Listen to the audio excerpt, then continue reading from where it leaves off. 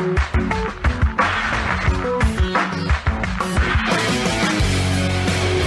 is SB Nation Radio. At SBNationRadio.com. Presented by Rocket Mortgage by Quicken Loans. Rocket Mortgage is with you every step of the way. Live from the O'Reilly Auto Parts Studios, here's Matt Pauley. We spend so much time talking about the NFL draft from a player perspective, from a team perspective, even from a fan perspective. How about from an agent perspective? What are these 3 days like for a pro football player agent? With that, we are going to go to the Progressive guest line. Progressive, making it easy to bundle your home and car insurance. Get your quote at Progressive.com today. We welcome in veteran sports agent from 360 Sports. You can follow him on Twitter at Craig Domann. That's Craig Domann. It is Craig Domann. Craig, thanks so much for taking some time with us on a very, very busy weekend. How are you? Good, Matt. How you doing today, man? I am good. So tell me, what are these days like for you where you got all these guys that you're working with, and these few days and even right after with undrafted free agents? I mean, these are some of the most important days for some of these young men. What's it like for you being their agent? Well, here's the thing about being an agent. During the draft, it didn't start like last night. It started like 2 weeks ago. And it's helping the young men understand, hey, what's the difference between a team that's talking to you because they're interviewing you for a draft opportunity, or they're interviewing you in an opportunity in a recruiting mode to sign you as a free agent. So that's the biggest thing, is just kind of educating your clients about the contenders from the pretenders, the teams that are just got you on a list, and the teams that really like you. And then as you get closer to the draft weekend, it's really kind of monitoring when a team makes a choice, does it make an impact on your client or not? Sometimes it does. Sometimes it doesn't. And so, like for one of my clients this year, quarterback, when the Chargers took Herbert last night, that took them off our list, okay? Because the Chargers were very interested in my guy. But when Cincinnati took Burrow, we didn't take Cincinnati off the list because they were never on the list. Because Cincinnati's had been honed in on Burrow from the jump.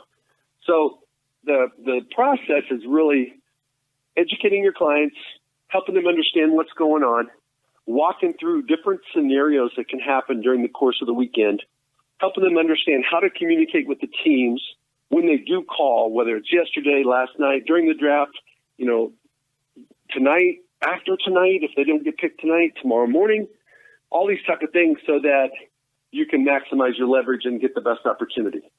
The preparation, in a normal year, you get done with your college football season and you start working real hard, specifically focusing in on a pro day for the combine, for individuals who get invited to that. A lot of pro days this year were canceled. A lot of gyms and facilities have been closed down. How different has this year been for not just your clients, but pro football prospects across the country trying to physically prepare for the NFL?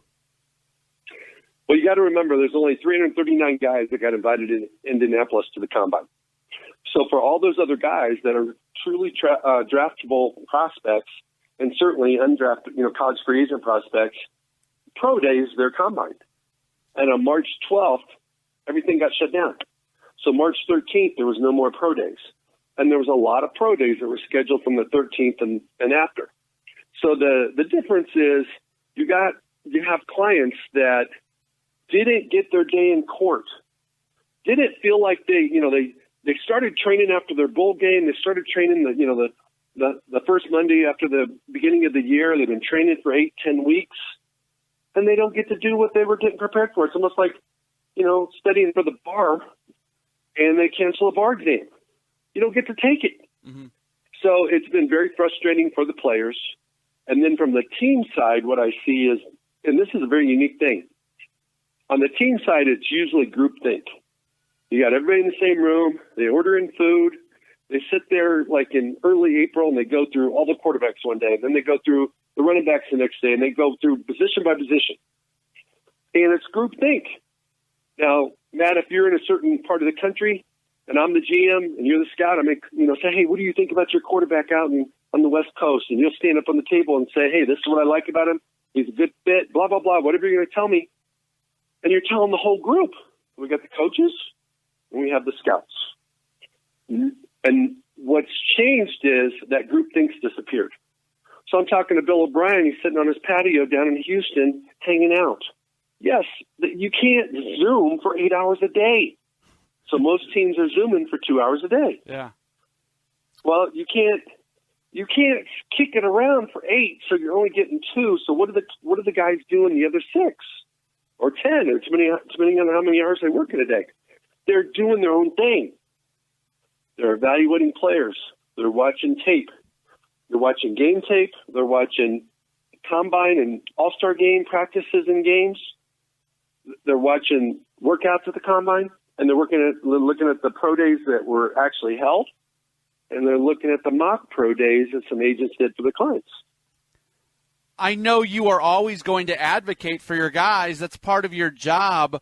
But is that even more important this year, especially for some of your guys who didn't get pro days? Did you have to be more proactive with some of these NFL teams to tell the stories of some of these guys who would have been able to kind of tell it themselves if they would have had that pro day?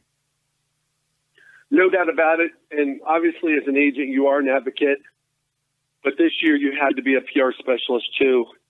And I think it helps the agents that have the relationships and the contact information for coaches. So in the past, most of my communication has been with the scouts. This year, I made a change of strategy and decided to pursue the coaches, because in every organization, there's a tug of war and a power struggle of sorts between, let's say, for example, a team's deciding on a quarterback. Well, if it's a first-round quarterback, owners involved, obviously head coach and GM, and whoever their quarterback guru is in the building, and their OC and their quarterback coach as well. But every team's got, not every team does, but most teams have people that specialize in certain positions. And those are the guys that are involved.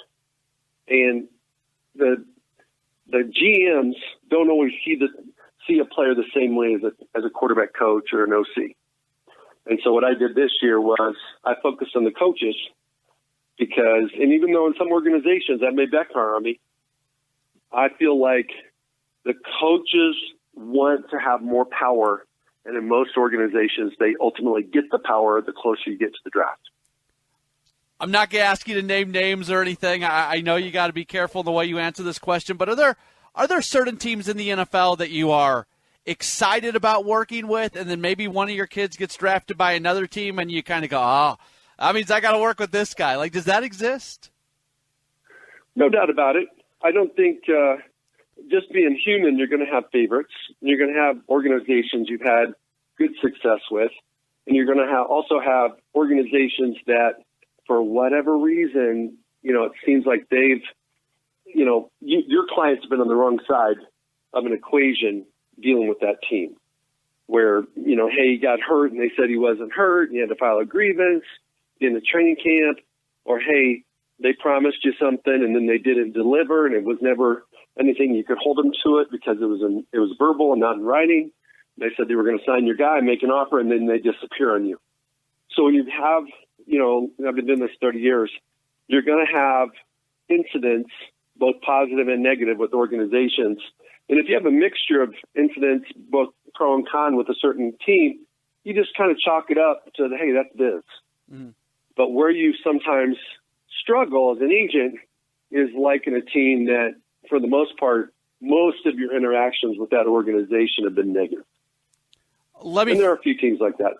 Let me finish you off with this. We're talking with Craig Domann, who is a pro football player agent.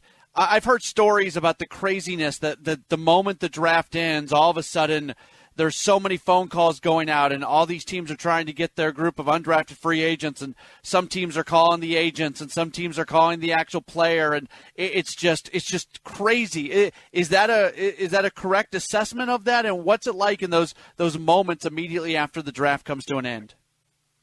Okay, so if you have a client that should have been drafted and there's 10 or more teams that want him as a free agent, it's actually a nightmare. Because if you have 5 clients that don't get drafted, you don't have time to deal with the 4 because you're focused on the 1, because everybody's calling about him. And if you don't tell them yes, they go into recruiting mode. And then the head coach will jump on, and then they'll want to do a conference call with the player. They'll call the player directly. The player's on the phone with one team. He's getting called by other teams. He can't answer the phone. I'm calling his second number so I can talk to him. You know, a team will stall you because they want to sign one guy, and your guy's one of the 2 they want, and they're still waiting on an answer from the other guy because he's 1A and your guy's 1B. And they'll keep you on the phone for 10 minutes, BSing with you until they find out if they really need you or not. And then if they get the other guy, they'll say, hey, you know what, this is taking too long. We're going to go in a different direction. And then they go away. And so if you're not a seasoned agent and you're not prepared for those type of things, you could literally have 10 opportunities for a client and within an hour after the draft have 0 because they fill up. Everybody's only got 90 spots. And at that point in time, you're begging for a tryout opportunity at minicamp, which they may or may not even have this year. So it is so chaotic. When I first got in business, golly, I think there was 12 rounds or something like that. They should go back to 12 rounds and shorten the selection time to like 2 minutes for the last few rounds to make it faster, and eliminate the craziness because, you know, it's like, and here's the other thing. It's such an inexact science that you've got guys like, you know, even with the Broncos, Philip Lindsay didn't get picked. Chris Harris didn't get picked. Every team's got those guys. And if you had 12 rounds and got to pick, you know, 4 or 5 more guys, you take the cream of the crop of the guys that are still left. And then maybe you sign a handful of free agents, but it's not chaotic because every agent that has one of those players that hasn't been picked in the first 12, they're not getting 10 calls. Yeah. You take the first one that calls you. You call it a day. You say, okay, cool. How much you going to give him? Try to get the most you can get, and then get him signed. So it's not fun for the teams. It's not fun for the players. It's certainly not fun for the agents. And the environment is set up for failure because you don't know who's BSing you. You don't know a lot of times what the best opportunity is. You're dealing with different people in an organization that are at different levels. So sometimes you're dealing with an area scout that you think has authorization to do something, but he doesn't. Sometimes you're dealing with the GM or the head coach or the position coach. And everybody does it differently. And because you're all in the same room, they're yelling and screaming. And, you know, sometimes if you don't have a very highly desirable guy, but they like your guy, but they don't want to give money, they say, hey, man, we'll give you a guy an opportunity, but we're not going to give him any money. And you feel bad for your client because you don't want him to go to Philly or wherever it's at and be broke. So you go, hey, man, you got to give him $2-3 grand. Well, then he's got to go get authorization, get it. Because you're dealing with an area scout that doesn't even have the authority to give you $2 grand. So that's frustrating. And at the same time, you got other calls coming in. And you almost have to, you just have to go on instincts. Because you got to be able to read when a team's basically tempting you around. Yeah. Well, Craig, that's really interesting. I could talk to you for probably hours about the business. It's so interesting. But I appreciate it in a very busy time. I appreciate you taking some time, and hopefully we can have another conversation down the line because it is really interesting. Well, hey, enjoy the draft tonight. Have a great evening. Thank you for the call, and I appreciate your time. Craig Domann, longtime player agent, joining us here on the Progressive Guest Line. Quote, buy and save on home insurance with Progressive's new Home Quote Explorer only at Progressive.com. Really, that's some of the inside stuff, especially the undrafted free agents and that whole process once the NFL draft wraps up that I find just to be really, really, really interesting and how that all ends up working out. We'll get you updated on where the draft is at. We'll do that next and wrap up here the second hour of the program. Back with more in a moment on SB Nation Radio.